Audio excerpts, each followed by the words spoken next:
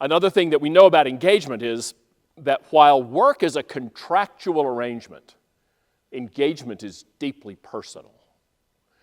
I learned an important lesson about this a few years ago when they had the opportunity to take a tour of a grocery store. I lead an exotic life. Yes, I do. No, many of you, I can already see the heads nodding, know of Wegman supermarkets. They're primarily in the northeastern United States, and they've been known for a long time as not only a great place to buy food and groceries, but as a great place to work, really an exceptional place to work. And so I had the opportunity to be up there. I was going to be in Syracuse, New York, and so I wanted to just kind of see what this whole Wegmans thing was about. So I called one of the store managers and I said, I'm going to be there on such and such a date.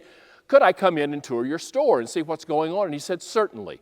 So we arranged it for 2 o'clock on a Thursday afternoon. I came in about 1 o'clock to do a little mystery shopping ahead of time because what I wanted to do was to put a random employee, in this case Philip, the sushi chef whom you see on the screen, I wanted to put him to the ultimate test of what I consider to be store knowledge and customer commitment in a grocery store, and that is to ask where I might find the canned fried onions.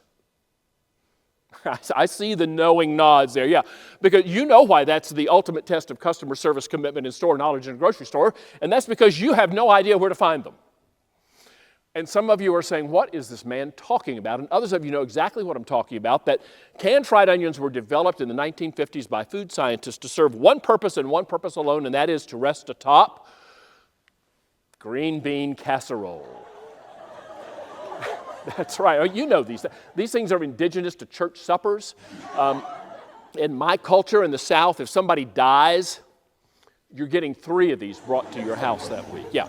So I asked Philip where I could find the canned fried onions, and without so much as consulting a store directory, he knew exactly where they were. He said, come with me, sir.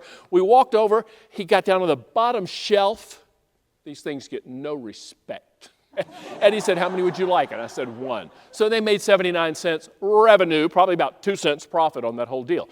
He handed it to me like it was a piece of treasure, and I thanked him kindly for it. And then as we were walking back to the sushi counter, he said to me, sir, have you ever been to our store before? Now, he didn't know I was some guy coming in for a tour. I said, no, I've never been to a Wegmans at all. He said, well, come over here. I want you to taste our tasting of Alaska king crab legs. They just flew in overnight from Anchorage. You're not allergic to shellfish, are you? And I said, no. And then he says, come over here. I want you to try our tasting of artisanal olive oils. It's 1 o'clock in the afternoon, and I am knocking back shots of olive oil with this guy. I looked on his name tag to see if his last name was Wegman, but it wasn't.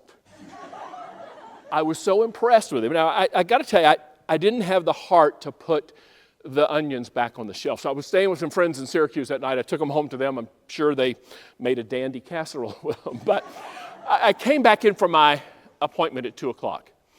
And I said to the store manager, can you introduce me to someone whom I would call an extra miler, someone who routinely goes above and beyond in their work? And he said, we got a lot of them here, but one I know in particular, and he's here, and that is our sushi chef, Philip. Let's go meet him. So we went over to meet Philip, and Philip was like, whoa, wait, what did I do? And I told him why I was there, and I said, Philip, your manager has pointed you out as an extra miler. I've been on the receiving end of that. I said, you got to tell me, why are you so into your job? I mean, dude, it's a grocery store, right? He said, I can tell you. And he told me a little of his story. He had come to the United States 25 years before as an 18-year-old recent high school graduate from the Philippines with 6 of his 7 siblings. Eldest sister stayed in the Philippines. Everybody lived in Cherry Hill, New Jersey. At some point, he moved to Syracuse, New York. About a year before I met him, his eldest sister announced that she was coming from the Philippines for a visit in the United States for 3 months. He was trying to figure out how he could put his vacation and other PTO together and get one big lump of time so he didn't have to drive back and forth and back and forth. And his manager found out that this was going on, and he said, wait a minute, Philip. He said, you know we got a couple of stores down in Cherry Hill. Why don't we just plug you in down there for a few months? Yeah. And Philip said, you know, they didn't have to do that. And he said, I began thinking that day, I'm going to start doing some things around here that I don't have to do. And I think that's how employee engagement works.